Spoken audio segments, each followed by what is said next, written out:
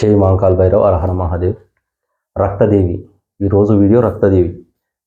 ఈ అమ్మవారు స్వరూపం అనేది మీకు నేరుగా చూసుకుంటే కాళికా రూపంలో కనబడే విద్య, అంటే కనబడే దేవత ఏమి కాళికా స్వరూపమే కనబడుతుంది. కానీ ఎంత మట్టుకు కనబడుతుంది? సగం వరకే కనబడుతుంది. మొత్తం మాత్రం దర్శనం ఇయ్యేది. నాలిక మాత్రం పెద్దగా ఉంటుంది, చాలా పెద్దగా వేస్తుంది. రక్తంతో ఇప్పుడే నరికి తల నరికి తాగుతున్నట్టు రక్తం కనబడుతుంది. నాలిక మొత్తం రక్తమే ఉంటుంది ఆమెకు. కానీ సంపూర్ణమైన విద్య ఇది. ఈ అమ్మవారు మనకు చేసే పనులు కూడా ఏ పని చేసినా ఆటంకాలు కలగనియ్యేది. ఈ అమ్మవారు ఏం చేస్తుంది? జ్ఞానాన్ని ఇస్తుంది, బుద్ధిని ఇస్తుంది, పనులలో ఆటంకాలు కలగనియ్యేది. ఈ అమ్మవారికి ఉన్న తత్వం ఇది. మరి రక్తదేవి అన్నది అవును, ఈ అమ్మకు ఎక్కువ ప్రీతి అంటేనే రక్తం. మరి బలి కోరుతుంది కదా, బలి అనే విషయం వేరు.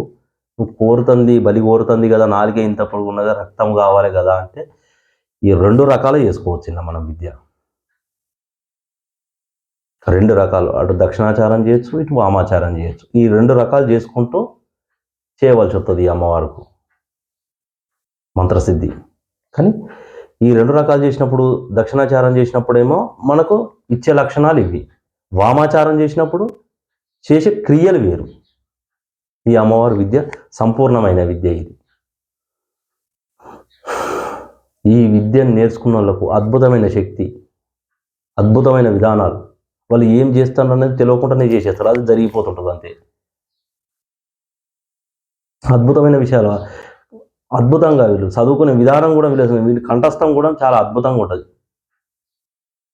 వాళ్ళ మంత్రసిద్ధి జరిగిందంటే, మంత్రసిద్ధి జరగముందుకు ఒక రకంగా ఉంటారు, మంత్రసిద్ధి జరిగినాక ఇంకో రకం ఉంటారు. ఇది మంత్రానికి ఉన్న తేడా. అమ్మవారు కనబడుతుంది, కనబడదని కాదు. కొందరికి స్వప్నం చేయొచ్చు సిద్ధి, కొందరికి జపం చేస్తున్నప్పుడు కూడా కనబడుతుంది. అంటే ఒక్కొక్కరి తత్వం ఒక్కొక్క విధానం ఉంటుంది. నాకు ఈ విధానంగా కనబడ్డది కదా గురువు గారు అంటే, ఆ విధానంగా కొందరికి కనబడుతుంది, కొందరికి ఇంకో రకంగా కూడా కనబడచ్చు. కనబడది అనేది ఉంటుంది ఈ మంత్రసిద్ధిలో. మంత్రసిద్ధి జరుగుతుంది. కానీ ఇంకొకటి మాత్రం మీరు ఎప్పుడు కానీ సిద్ధులకు, మంత్రసిద్ధి నేర్చుకునేటోళ్ళకు ఒక విధానం అయితే నేను క్లారిటీగా చెప్తాను మీకు అర్థమయ్యేటట్టు. ఎప్పుడు కానీ మంత్రం సిద్ధి జరుగుతుంది అని అంటే జరిగిందా లేదా అని తెలుసుకునేటప్పుడు ఏంటిది, ఫస్ట్ ఎట్లున్నాము, నెక్స్ట్ ఎట్లున్నాము అనేది తెలుసుకోవాల్సిందే మంత్రసిద్ధిలో.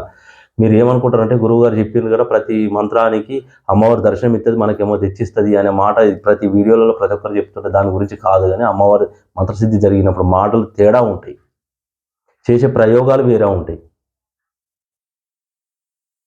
నేను ప్రతి వీడియోకు మీకు క్లారిటీగానే చెప్తాను, మీకు అర్థమయ్యేటట్టు. ఇప్పుడు కొత్తగా వచ్చేటోళ్ళకి మాత్రం చెప్తాను ఈ విధానం ఇట్లుంటుంది అని. అమ్మవారి జ్ఞానాన్ని ఇస్తుంది, సంపూర్ణమైన జ్ఞానం. పెట్టే విధానం వేరు, అమ్మవారికి నువ్వు ఇచ్చే బలులు వేరు, ఇచ్చే పద్ధతులు వేరు. అమ్మవారికి నువ్వు ఇస్తేనే జరగాలని ఏం లేదు, నువ్వు కాకపోతే ఎంతోమంది ఉంటారు. నువ్వు ఒక్కనివే నేనొక్కనే అనే విషయం తప్పది. నువ్వు ఒక్కరిని పెడితేనే బలి పెడితేనే నడుస్తుంది, నువ్వు ఒక్కరిని నేను పెడితేనే అమ్మవారు తీసుకుంటుంది అనే విషయం తప్పది. అమ్మవారు కనబడుతుంది, పెట్టినప్పుడు చూస్తుందా, చూడది నీకు అనుకుంటా చూడది అని. కానీ అమ్మవారు నీ దగ్గర నీ దరిదాపున కానీ కనబడదు. ఎందుకంటే ఇది మానవ శరీరం మనది. పొద్దుగా లేస్తే పొద్దుగా దాకా ఎన్ని రకాల మాట్లాడతామో మనకే తెలియదు. అసలు అమ్మవారిని దర్శనం చేసుకోవాలంటే నువ్వు ఎంత చేస్తే నీకు అమ్మవారి దర్శనం కలగాలి. పూర్వజన్మ సుకృతం ఉంటేనే మంత్రసిద్ధిలోకి దిగుతారు. అది లేనిది నేను ఇజ్జెత్తా ఇది ఓదింది ఆగు ఇది అదంతా మీ విద్యత నాకు తెలియదు. కానీ అమ్మవారి మంత్రం చేస్తే ఈ రక్తదేవి అనేది చాలా అద్భుతమైన మంత్రము. దీని విధానాలు మీకు విధి విధానాల గురించి మొత్తం చెప్పాలంటే లెంత్ అవుతుంది. మీకు చెప్పేది నేను ప్రతి వీడియోలో అంతే, ఎందుకంటే ఈ రోజులలో చూసి ఇట్లా ఇలా కొడుతారు అంతే. కానీ అమ్మవారు శీఘ్ర దర్శనం, సంపూర్ణ దర్శనం, మంత్రసిద్ధి సంపూర్ణ దర్శనం. మంత్రసిద్ధి ఏ ప్రయోగమైనా చేయొచ్చు ఈ అమ్మవారితో. కానీ అమ్మవారు ఇచ్చే విధానాలు కూడా అట్లే ఉంటాయి. అక్కడికి పోతున్నాం, ఎక్కడికైనా పని చేసుకునే తందుకు పోతున్నాం, అక్కడ కాదు అని అనుకోదు ఎప్పుడు. కానీ మంత్రసిద్ధి మంత్రవాదంలో నేను చెప్పేది ఒక విషయం, ఇది కాదేమో అని ఆ సగము అనేది బంద్ చేసుకోవాలి. 25 రోజుల మంత్రసిద్ధి సిద్ధిస్తుందా, నెల రోజుల సిద్ధిస్తుందా, అట్లా ఎప్పుడైతే అనుకున్న వాళ్ళకి మంత్రసిద్ధి జరగదు. నమ్మకంతో పోవాలి మంత్రం మీద. గురువు మీద నమ్మకం, మంత్రం మీద మంత్రం, దేవత మీద నమ్మకం. ఈ 3 ఉండాలి. ఈ 3 ఉన్నప్పుడే మంత్రసిద్ధి. ఆ 3 లేనప్పుడు జరుగుతుంది ఏమో, అవుతుంది ఏమో, చెప్పిట్టు కదా నేను చేస్తానేమో, కాదు. అది పనే కాదు. అది పని చేస్తా అనే పట్టుదలతో ఉన్నప్పుడు పని చేయగలుగుతావు. పని చెయ్యని పట్టుదల లేనప్పుడు పనే చేయలేవు నువ్వు.